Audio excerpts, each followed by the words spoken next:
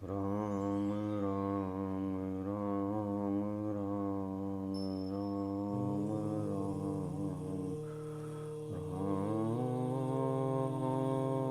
राम राम राम राम सीता राम जय जय राम। जय श्री राम। वाल्मीकि जी आगे युद्ध कांड में बता रहे हैं कि जब श्री राम वापस अयोध्या की ओर लौट रहे थे तो वापसी में उन्होंने पवन पुत्र हनुमान जी को बोला कि वो उनसे पहले जो है अयोध्या पहुँचे और वहाँ जाकर भरत जी के मन की हालत के बारे में पूछें कि वो कैसे हैं और उन्हें संदेश दें कि उनके भ्राता श्री राम वापस आ रहे हैं। तो उन्होंने हनुमान जी को ये भी बोला कि आप उनकी मनस्थिति भी देखें कि अगर वो राजा के विलास में खोए हुए हो तो वह जो है श्री राम भगवान वापस कहीं दूसरी जगह चले जाएंगे, वो राजपाट नहीं संभालेंगे। तो उनके आदेशानुसार हनुमान जी वहाँ पे पहुँचते हैं। तो आगे की कथा इस प्रकार से है। नहीं ते राजपुत्रम तचीर कृष्ण जिनाम्बरम परिभोक्तम व्यवस्थित पौर वे धर्मवस्तलः। अयोध्या के वे धर्म अनुरागी पूर्ववासी भी चिरकाल तथा काला चरम धारण करने वाले राजकुमार भरत को उस दशा में छोड़कर स्वयं भोग भोगने की इच्छा नहीं करते थे। मनुष्य देह धारण करके आए हुए दूसरे धर्म की भांति उन धर्मज्ञ भरत के पास पहुंचकर पवन कुमार हनुमान जी हाथ जोड़कर बोले, देव, आप दंडकारण्य में चिर वस्त्र और जटा धारण करके रहने वाले जिन रघुनाथ जी के लिए निरंतर चिंतन करते रहते हैं, उन्होंने आपका अपना कुशल समाचार कहलाया है और आपका भी पूछा है। अब आप इस अत्यंत दारुण शोक को त्याग दीजिए। मैं आपको बड़ा प्रिय समाचार सुनाने जा रहा हूँ। आप शीघ्र ही अपने बड़े भाई श्री राम से मिलेंगे। भगवान श्री राम रावण को मारकर मिथिलेश कुमारी को वापस ले मनोरथ हो अपने महाबली मित्रों के साथ आ रहे हैं। उनके साथ महातेजस्वी लक्ष्मण और यशस्वी विधेय राजकुमारी सीता भी हैं। जैसे देवराज इंद्र के साथ शची शोभा पाती है, उसी प्रकार श्री राम के साथ पूर्व कामा सीता जी सुशोभित हो रही हैं। हनुमान जी के ऐसा कहते ही कई कुमार भरत सहसा आनंद विभोर हो पृथ्वी पर गिर पड़े और हर्ष से मूर्छित हो गए। तत्पश्चात 2 घड़ी के बाद उन्हें होश हुआ तो वे उठकर खड़े हो गए और उस समय रघुकुल भूषण श्रीमान भरत ने प्रियवादी हनुमान जी को बड़े वेग से पकड़कर दोनों भुजाओं में भर लिया और शोक संसर्ग से शून्य परमानंद जनित विपुल अश्रु बिंदुओं से उन्हें नहलाने लगे। फिर इस प्रकार बोले, भैया, तुम देवता हो या मनुष्य जो मुझ पर कृपा करके यहाँ पधारे हो। सौम्य, तुमने जो यह प्रिय संवाद सुनाया है, इसके बदले मैं तुम्हें कौन सी प्रिय वस्तु प्रदान करूं? मुझे तो कोई ऐसी बहुमूल्य उपहार नहीं दिखाई देता जो इस प्रिय संवाद के तुल्य हो। तथापि मैं तुम्हारे लिए 1,00,000 गौएं, 100 उत्तम गांव, उत्तम आचार विहार वाली 16 कुमारी कन्याएं पत्नी रूप में समर्पित करता हूँ। उन कन्याओं के कानों में सुंदर कुंडल जगमगाते होंगे, उनकी अंग कांति स्वर्ण के समान होगी, उनकी नासिका सुघड़ उरु मनोहर मुख चंद्रमा के समान सुंदर होंगे। वे कुलीन होने के साथ साथ सब प्रकार के आभूषणों से विभूषित होंगी। उन प्रमुख वानरवीर हनुमान जी के मुख से श्री रामचंद्र जी के आगमन का अद्भुत समाचार सुनकर राजकुमार भरत को श्री राम की दर्शन की इच्छा से अत्यंत हर्ष हुआ और हर्षातिरेक से ही वे फिर इस प्रकार बोले, मेरे स्वामी श्री राम को विशाल वन में गए बहुत वर्ष बीत गए। इतने वर्षों बाद आज मुझे उनकी आनंददायी चर्चा सुनने को मिली है। आज यह कल्याणमयी लौकिक गाथा मुझे यथार्थ जान पड़ती है। मनुष्य यदि जीता रहे तो उसे कभी न कभी हर्ष और आनंद की प्राप्ति होती ही है, भले ही वो 100 वर्षों बाद ही क्यों ना हो। सौम्य, रघुनाथ जी का और वानरों का यह मेल जोल कैसे हुआ, किस दिशा में और किस कारण को लेकर हुआ, मैं यह जानना चाहता हूँ, मुझे ठीक ठीक बताओ। राजकुमार भरत के इस प्रकार पूछने पे कुशासन पर बैठाए हुए हनुमान जी ने श्री राम जी का वनवास विषयक सारा चित्र उन्हें कह सुनाया। प्रभु महाभाव, जिस प्रकार रामचंद्र जी को वनवास दिया गया, उसी तरह आपकी माता को 2 वर प्रदान किए गए। जैसे पुत्र शोक से राजा दशरथ की मृत्यु हुई, उसी प्रकार आप राजगृह से दूतों को शीघ्र ही बुलाए गए। जिस तरह अयोध्या में प्रवेश करके आपने राज्य लेने की इच्छा नहीं की और सतपुरुषों का धर्म का आचरण करते हुए चित्रकूट पर्वत पर जाकर अपने शत्रुसूदन भाई को अपने राज्य लेने के लिए निमंत्रण किया, फिर उन्होंने जिस प्रकार राजा दशरथ के वचन का पालन करने में दृढ़तापूर्वक स्थिर होकर अपने राज्य का त्याग किया और जिस प्रकार आपने बड़े भाई की चरण पादुकाएं लेकर आप फिर लौट आए, ये सब बातें आपको यथावत रूप से विदित ही हैं। आपके लौटने के बाद जो वृत्तांत घटित हुआ वह बता रहा हूँ, मुझसे सुनिए। आपके लौट आने पर वह वन सब ओर से अत्यंत क्षीण सा हो गया। वहाँ के पशु पक्षी भय से घबरा उठे थे। तब उस वन को छोड़कर भगवान श्री राम ने विशाल दंडकारण्य में प्रवेश किया और जो निर्जन था उस घोर वन को हाथियों ने रौंद डाला था। उसमें सिंह, व्याघ्र और मृग भरे हुए थे। उस गहन वन में जाते हुए इन तीनों से आगे महान गर्जना करता हुआ बलवान राक्षस विराट दिखाई दिया। ऊपर भहाँ और नीचे मुंह किए चिंघाड़ते हुए हाथी के समान जोर जोर से गर्जना करने वाले उस राक्षस को उन तीनों ने मार कर गड्ढे में फेंक दिया। वह दुष्कर कर्म करके दोनों भाई श्री राम और लक्ष्मण सायंकाल में शरभंग मुनि के रमणीय आश्रम पर जा पहुंचे। शरभंग मुनि श्री राम के समक्ष स्वर्ग लोक को चले गए। तब सत्या पराक्रमी श्री राम सब मुनियों को प्रणाम करके जनस्थान में आए। जनस्थान में आने के बाद शूर्पणखा नाम वाली एक राक्षसी मन में काम भाव लेकर श्री राम जी के पास आई। तब श्री राम ने लक्ष्मण को उसे दंड देने का आदेश दिया। महाबली लक्ष्मण ने सहसा उठकर तलवार उठाई और उस राक्षसी के नाक कान काट लिए। वहाँ रहते हुए महात्मा श्री राम जी ने अकेले ही शूर्पणखा की प्रेरणा से आए हुए भयानक कर्म करने वाले 14,000 राक्षसों का वध किया। युद्ध के मुहाने पर एकमात्र श्री राम के साथ भिड़कर ये समस्त राक्षस पल भर में समाप्त हो गए। तपस्या में विघ्न डालने वाले दंडक आरण्य निवासी महाबली और महापराक्रमी राक्षसों को रघुनाथ जी ने युद्ध में मार डाला। उस रणभूमि में 14,000 राक्षस पिस डाले गए, खर मारा गया। फिर दूषण का काम तमाम हो गया।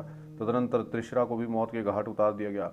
इस घटना से पीड़ित हो वह मूर्ख राक्षसी लंका में रावण के पास गई। रावण के कहने से उसके अनुचर मारीच नामक भयंकर राक्षस ने रत्नमयी मृग का रूप धारण करके विधेय कुमारी सीता को लुभाया। उस मृग को देखकर सीता ने श्री राम से कहा, आर्यपुत्र, इस मृग को पकड़ लीजिए, इसके रहने से मेरा आश्रम कांतिमान और मनोहर हो जाएगा। तब श्री राम ने हाथ में धनुष लेकर उस मृग का पीछा किया और झुकी ही गांठ वाले एक बाण से उस भागते हुए मृग को मार डाला। सौम्य जब श्री रघुनाथ जी मृग के पीछे जा रहे थे और लक्ष्मण भी उन्हीं का समाचार लेने के लिए पर्णशाला से बाहर निकले, तब रावण ने उस आश्रम में प्रवेश किया। उसने बल पर सीता को पकड़ लिया, मानो आकाश में मंगल ने रोहिणी पर आक्रमण किया हो। उस समय उनकी रक्षा के लिए आए हुए गृहराज जटायु को युद्ध में मारकर वह राक्षस सहसा सीता को लेकर वहां से जल्द ही चंपत हो गया। तदनंतर एक पर्वत के शिखर पर रहने वाले पर्वतों ने के समान ही अद्भुत और विशाल काय शरीर वाले वानरों ने आश्चर्यचकित हो सीता को ले जाते हुए राक्षस राज रावण को देखा। वह महाबली राक्षस राज रावण बड़ी शीघ्रता के साथ मन के समान वेगशाली पुष्पक विमान पर के पास जा पहुंचा और सीता जी को उसी पे आरूढ़ हो लंका में प्रवेश किया। वहां स्वर्ण भूषित विशाल भवन में मिथिलेश कुमारी को ठहराकर रावण चिकनी चुपड़ी बातों से उन्हें सांत्वना देने लगा। अशोक वाटिका में रहती हुई विदेह नंदिनी रावण की बातों तथा स्वयं उस राक्षस राज को भी तिनके के समान मानकर ठुकरा दिया और उसका चिंतन ही नहीं किया। उस वन में श्री रामचंद्र जी मृग को मारकर लौटे। उस लौटते समय जब उन्होंने पिता से भी अधिक प्रिय गृहराज को मरा देखा, तब उनके मन में बड़ी व्यथा हुई। लक्ष्मण सहित रघुनाथ जी विदेह कुमारी की खोज करते हुए गोदावरी के तट पर पुष्पित वन प्रांत में विचरने लगे। खोजते खोजते वे दोनों भाई उस विशाल वन में कबंध नामक राक्षस के पास जा पहुंचे। तदनंतर सत्य पराक्रमी राम ने कबंध का उद्धार किया और उसके कहने पर ऋष्यमुख पर्वत पर जा सुग्रीव से मिले। उन दोनों में एक दूसरे के साक्षात्कार से पहले ही हार्दिक मित्रता होगी। पूर्व काल में क्रुद्ध हुए बड़े भाई वाली ने सुग्रीव को घर से निकाल दिया था। श्री राम उस सुग्रीव में जब परस्पर बातें हुए तो उसमें और भी प्रगाढ़ प्रेम हो गया। श्री राम ने अपने बाहुबल से सम्रांग में महाकाय महाबली बाली का वध करके सुग्रीव को उनका राज्य दिला दिया। श्री राम ने समस्त वानरों सहित सुग्रीव को अपने राज्य पर स्थापित कर दिया और सुग्रीव ने श्री राम के समक्ष यह प्रतिज्ञा की कि मैं राजकुमारी सीता की खोज करूंगा। तदनुसार महात्मा वानर राज सुग्रीव ने 10 करोड़ वानरों को सीता का पता लगाने की आज्ञा देकर संपूर्ण दिशाओं में भेजा। उन्हीं वानरों में हम लोग भी थे। गिरिराज विंध्य की गुफा में प्रवेश करके जाने के कारण हमारे लौटने का नियत समय बीत गया। हमने बहुत विलंब कर दिया। हमारे अत्यंत शोक में पड़े पड़े दीर्घ काल व्यतीत हो गया। तदनंतर गृहराज जटायु के एक पराक्रमी भाई मिल गए जिनका नाम था संपाति। उन्होंने हमें बताया कि सीता लंका में रावण के भवन में निवास करती है। तब दुख में डूबे हुए अपने भाई बंधुओं के कष्ट का निवारण करने के लिए मैंने अपने बल पराक्रम का सहारा ले 100 योजन समुद्र को लांघ गया और लंका में अशोक वाटिका के भीतर अकेली बैठी हुई सीता से मिला। वे एक रेशमी कपड़े में पहने हुई थी, शरीर से मलिन आनंद शून्य से जान पड़ती थी, पातिव्रत्य के पालन में दृढ़तापूर्वक लगी हुई थी। उनसे मिलकर मैंने उन सती साध्वी देवी से विधिपूर्वक सारा समाचार पूछा और पहचान के लिए श्री राम से अंकित अंगूठी उन्हें दे दी। साथ ही उनकी ओर से पहचान के तौर पर चूड़ामणि लेकर मैं कृतज्ञ होकर लौटा। अनायास ही महान कर्म करने वाले श्री राम के पास पुनः लौटाकर मैंने वह तेजस्वी महामणि पहचान के रूप में उन्हें दे दी। जैसे मृत्यु के निकट पहुंचा हुआ रोगी अमृत पाकर पुनः जीवित हो उठता है, उसी प्रकार सीता के वियोग में मरणासन हुए श्री राम ने उनका शुभ समाचार पाकर जीवित रहने की आशा दी। फिर जैसे प्रलय काल में सर्वतक नामक अग्निदेव संपूर्ण लोगों को भस्म कर डालने के लिए उद्यत हो जाते हैं, उसी प्रकार सेना को प्रोत्साहन देते हुए श्री राम ने लंकापुरी को नष्ट कर डालने का विचार किया। इसके बाद समुद्र पर आकर श्री राम ने नल नामक वानर से समुद्र पर पुल बनवाया। उस पुल से वानर वीरों की सारी सेना सागर के जा पहुंची। वहाँ युद्ध में नील ने प्रहस्त को, लक्ष्मण ने रावण पुत्र इंद्रजीत को और साक्षात रघुनंदन श्री राम ने कुंभकर्ण एवं रावण को मार डाला। तत्पश्चात श्री रघुनाथ जी क्रमशः इंद्र, यम, वरुण, महादेव, ब्रह्मा और महाराज दशरथ जी से मिले। वहाँ पधारे हुए ऋषियों तथा देव ऋषियों ने शत्रु संतापी श्रीमान रघुनाथ जी को वरदान दिया। उनसे श्री राम ने वर प्राप्त किया। वर पाकर प्रसन्न हुए श्री राम जी वानरों के साथ पुष्पक विमान द्वारा किष्किंधा आए। वहाँ से फिर गंगा तट आकर प्रयाग में भरद्वाज मुनि जी के समीप ठहरे हुए हैं। कल पुष्य नक्षत्र के योग में आप बिना किसी विघ्न बाधा के श्री राम जी के दर्शन करेंगे। इस प्रकार हनुमान जी मधुर वाक्यों द्वारा सारी बातें सुनकर भरत जी बड़े प्रसन्न हुए और हाथ जोड़कर मन को हर्ष प्रदान करने वाली वाणी में बोले, आज चिरकाल के बाद मेरा मनोरथ पूर्ण हुआ। यह परमानंद समाचार सुनकर शत्रु वीरों का संहार करने वाले सत्य पराक्रमी भरत ने शत्रुघ्न को हर्षपूर्वक आज्ञा दी। शुद्धाचारी पुत्र पुरुष देवताओं का तथा नगर के सभी देवस्थानों का गाजे बाजे के साथ सुगंधित पुष्पों का पूजन करे। स्तुति और पुराण में जाकर सूत समस्त बेताली भांड बाजे बजाने में कुशल सब लोग, सब गणिकाएं, राजरानियां, मंत्रीगण, सैनिकों की स्त्रियां, ब्राह्मण, क्षत्रिय, व्यवसायी संघ, मुखिया लोग श्री रामचंद्र जी के मुख का दर्शन करने के लिए नगर से बाहर चले। भरत जी की यह बात सुनकर शत्रु वीरों का संहार करने वाले शत्रुघ्न ने कई हजार मजदूरों की अलग अलग टोलियां बनाकर उन्हें आज्ञा दी, तुम लोग ऊंची नीची भूमियों को समतल बना दो, अयोध्या से नंदीग्राम तक का मार्ग साफ कर दो, आसपास की सारी भूमि पर बर्फ की तरह ठंडे जल का छिड़काव कर दो। तत्पश्चात तुम लोग सब और लावा और फूल बखेर दो। इस श्रेष्ठ नगर की सड़कों को अगल बगल में ऊंची पताकाएं फहरा दी जाए। कल सूर्योदय तक लोग नगर के सब मकानों को सुनहरी पुष्प मालाओं, घनीभूत फूलों के मोटे गर्जों, सूत के बंधन से रहित कमल आदि पुष्पे और पंचरंगे अलंकारों सजा दे। राजमार्ग अधिक भीड़ ना हो, इसकी व्यवस्था से सैकड़ों मनुष्य सब ओर लग जाए। शत्रुघ्न का आदेश सुनकर सब लोग प्रसन्नता के साथ उनके पालन में लग गए। दृष्टि, जयंत, विजय, सिद्धार्थ, अर्थसाधक, अशोक, मंत्रपाल, सुमंत्री, 8 मंत्री ध्वजा और आभूषणों से विभूषित मतवाले हाथियों पर चढ़कर चले। बहुत से महारथी सुनहरे रस्सों से कसी हुई हाथियों, घोड़ों और रथों पर सवार होकर चले। ध्वजा पताकाओं से विभूषित हजारों अच्छे घोड़ों, घुड़सवारों, में शक्ति, सृष्टि और पाश धारण करने वाले सहस्त्रों पैदल योद्धाओं से घिरे हुए वीर पुरुष हनुमान श्री राम जी की अगवानी के लिए चले। तदनंतर राजा दशरथ की सभी रानियां सवारियों पर चढ़कर कौशल्या सुमित्रा आगे करके निकली तथा केकई सहित सब की सब नंदीग्राम में आ पहुंची।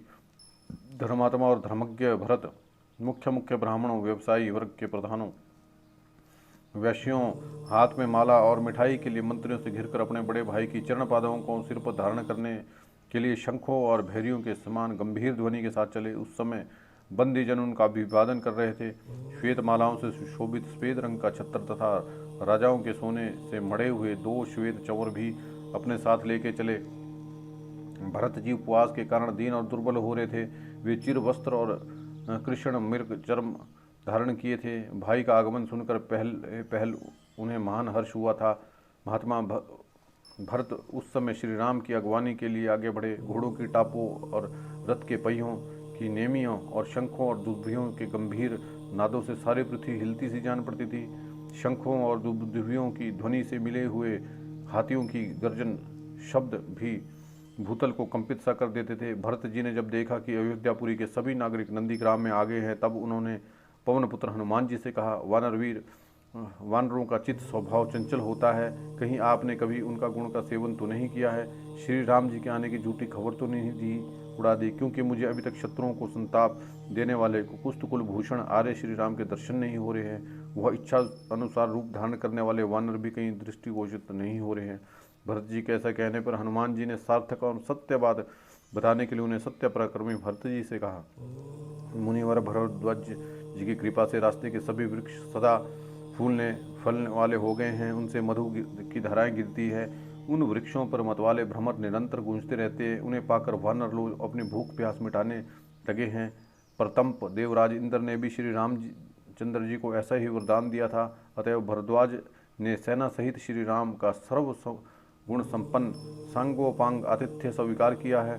किंतु देखिए, अब हर्ष से भरे हुए वानरों का भयंकर कोलाहल सुनाई देता है। मालूम होता है कि इस समय वानर सेना गोमती को पार कर रही है। उधर सालवान की ओर देखिए, कैसी धूल की वर्षा हो रही है। मैं समझता हूँ वानर रोज रमणीय सालवान को आंदोलित कर रहे हैं। लीजिए यह रहा पुष्पक विमान, जो दूर से चंद्रमा के समान दिखाई देता है। इस दिव्य पुष्पक विमान को विश्वकर्मा ने अपने मन के संकल्प से ही रचा था। महात्मा श्री राम ने रावण को बंधु बांधवों सहित मारकर इसे प्राप्त किया था। श्री राम का वाहन बना हुआ यह विमान प्रातःकाल के सूर्य की भांति प्रकाशित हो रहा है। इसका वेग मन के समान है। यह दिव्य विमान ब्रह्मा जी की कृपा से कुबेर को प्राप्त हुआ था। इसमें विदेह राजकुमारी सीता के साथ वे दोनों रघुवंशी बंधु बांधव बैठे हैं और इसमें महातेजस्वी सुग्रीव तथा राक्षस विभीषण भी विराजमान हैं। हनुमान जी की इतना कहते ही स्त्रियां, बालकों, नौजवानों, बूढ़ों सब पूर्ववासियों के मुख से वाणी फूट पड़ी, अहो रामचंद्र जी आ रहे हैं। उन नागरिकों का वह हर्षनाद स्वर्गलोक तक गूंज उठा। सब लोग हाथी घोड़ों रथों से उतर पड़े और पृथ्वी पर खड़े हुए विमान पर विराजमान श्री रामचंद्र जी का उसी तरह दर्शन करने लगे जैसे लोग आकाश में प्रकाशित होने वाले चंद्रदेव का दर्शन करते हैं। भरत जी श्री राम जी की ओर दृष्टि लगाए हाथ जोड़कर खड़े हो गए। उनका शरीर हर्ष से पुलकित हो गया। उन्होंने दूर से ही अध्य पाध्य आदि के द्वारा श्री राम का विधिवत पूजन किया। विश्वकर्मा द्वारा मन से रचे गए उस विमान पर बैठे हुए विशाल नेत्रों वाले भगवान श्री राम वज्रदेव धारी देवराज इंद्र के समान शोभा पा रहे थे। विमान के ऊपरी भाग में बैठे हुए भाई श्री राम पर दृष्टि पड़ते ही भरत ने विनीत पूर्व भाव से उसी तरह प्रणाम किया जैसे मेरु के शिखर पर उदित देव सूर्यदेव को द्विज लोग नमस्कार करते हैं। इतने में ही श्री राम की आज्ञा पाकर वह महान वेगशाली हंसयुक्त उत्तम विमान पृथ्वी पर उतर गया। भगवान श्री राम ने सत्य पराक्रमी भरत जी को विमान पर चढ़ा लिया और उन्होंने श्री रघुनाथ जी के पास पहुंचकर आनंद विभोर होकर पुनः उनके चरणों में साष्टांग प्रणाम किया। दीर्घ काल के पश्चात दृष्टिपथ में आए हुए भरत को उठाकर रघुनाथ जी ने अपनी गोद में बिठा लिया और बड़े हर्ष के साथ उन्हें हृदय से लगाया।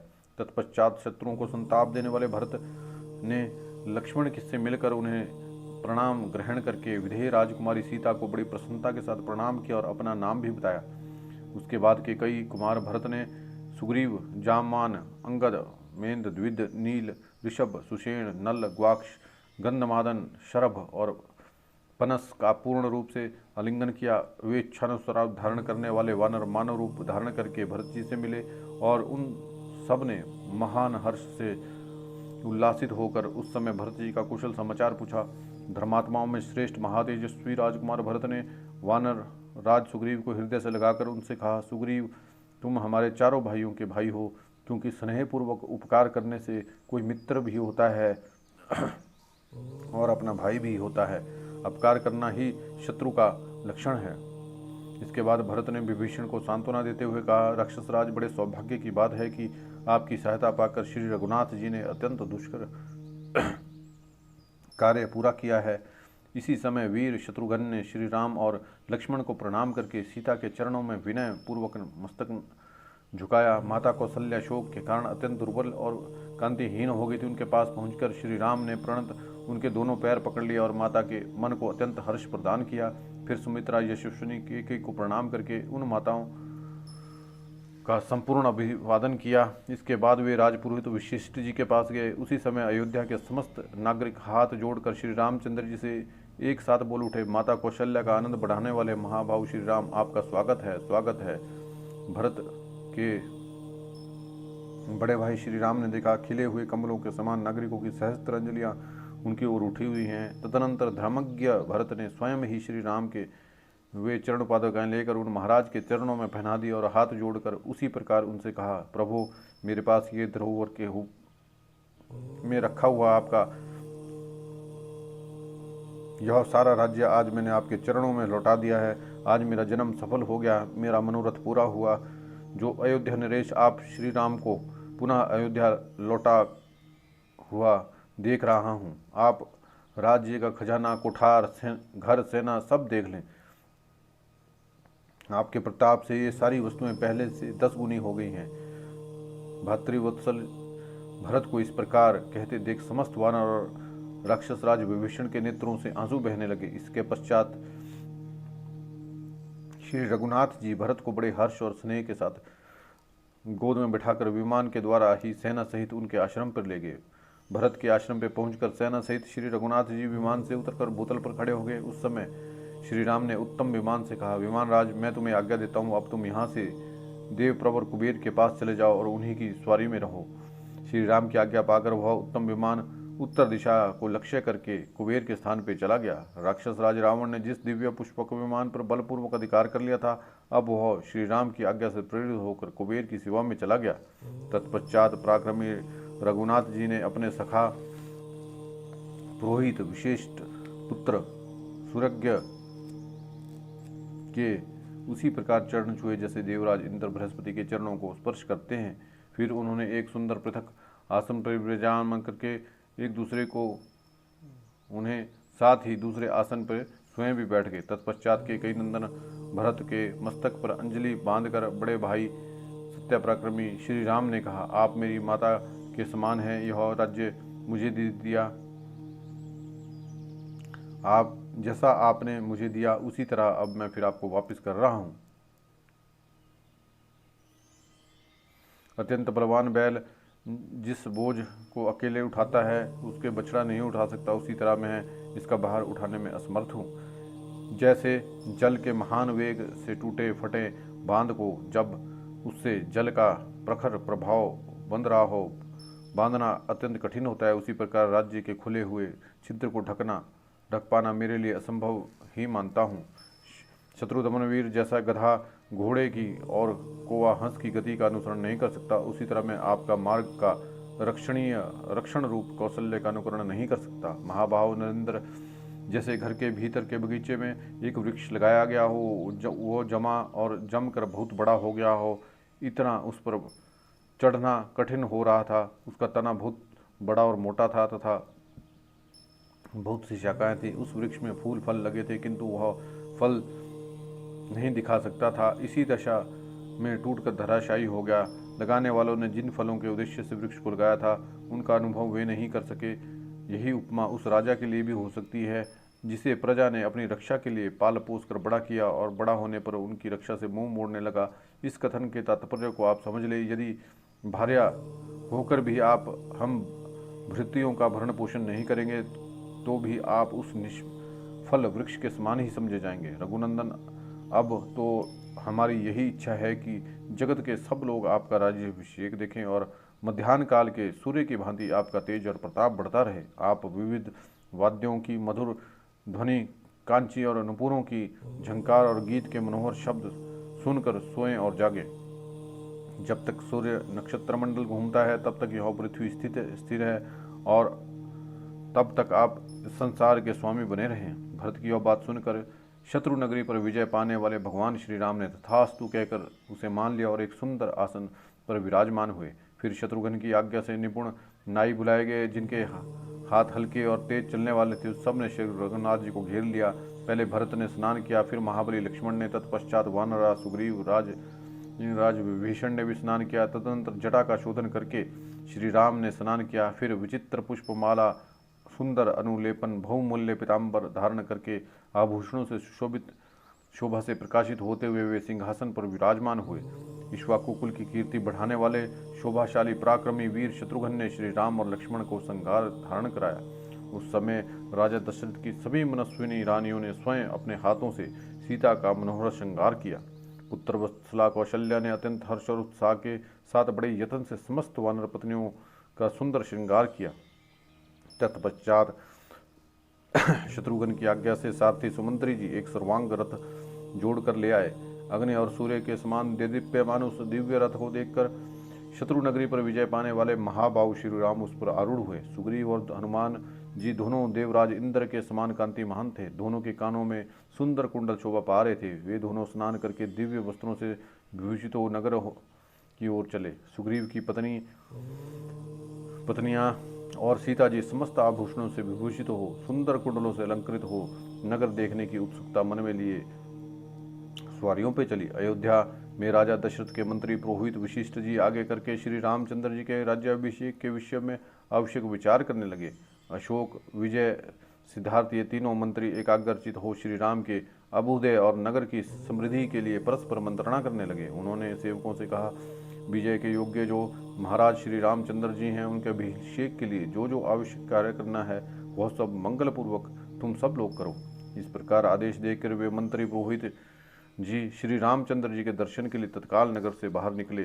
जैसे सहस्त्र नेत्रधारी इंद्र हरे रंग के घोड़ों से जुते हुए रथ पर बैठकर यात्रा करते हैं, उसी प्रकार निष्पाप श्री राम एक श्रेष्ठ रथ पर आरूढ़ हो अपने उत्तम नगर की ओर चले। उस समय भरत ने सारथी बनाकर घोड़ों की बागडोर अपने हाथ में ले ली और शत्रुघ्न ने छत्र लगा रखा था और लक्ष्मण उस समय श्री रामचंद्र जी के मस्तक पर चंवर डुला रहे थे। एक ओर लक्ष्मण जी थे, दूसरी ओर राक्षस राज विभीषण खड़े थे। उन्होंने चंद्रमा के समान कांति में दूसरा श्वेत चंवर हाथ में ले रखा था।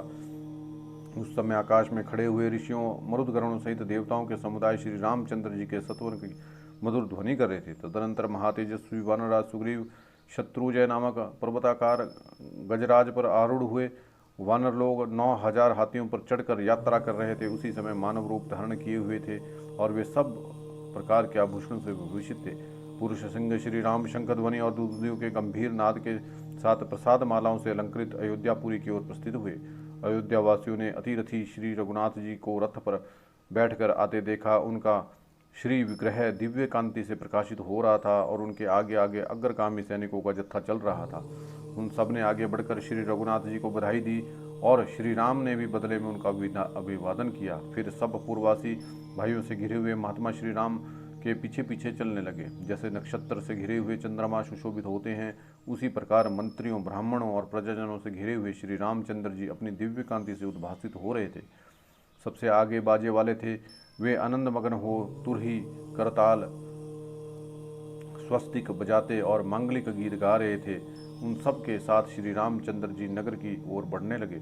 श्री रामचंद्र जी के आगे अक्षत और स्वर्ण से युक्त पात्र, गौ, ब्राह्मण कन्याएं और हाथ में मिठाई लिए अनेकानेक मनुष्य चल रहे थे। श्री रामचंद्र जी अपने मंत्रियों से सुग्रीव की मित्रता, हनुमान जी के प्रभाव और अन्य वानरों के अद्भुत पराक्रम की चर्चा कर रहे थे। वानरों के पुरुषार्थ, राक्षसों के बल की बातें सुनकर अयोध्या वासियों को बड़ा विस्मय हुआ और श्री राम ने विभीषण के मिलन का प्रसंग भी अपने मंत्रियों को बताया। यह सब बताकर वानरों सहित तेजस्वी श्री राम ने हृष्ट पुष्ट मनुष्यों से भरी हुई अयोध्यापुरी में प्रवेश किया।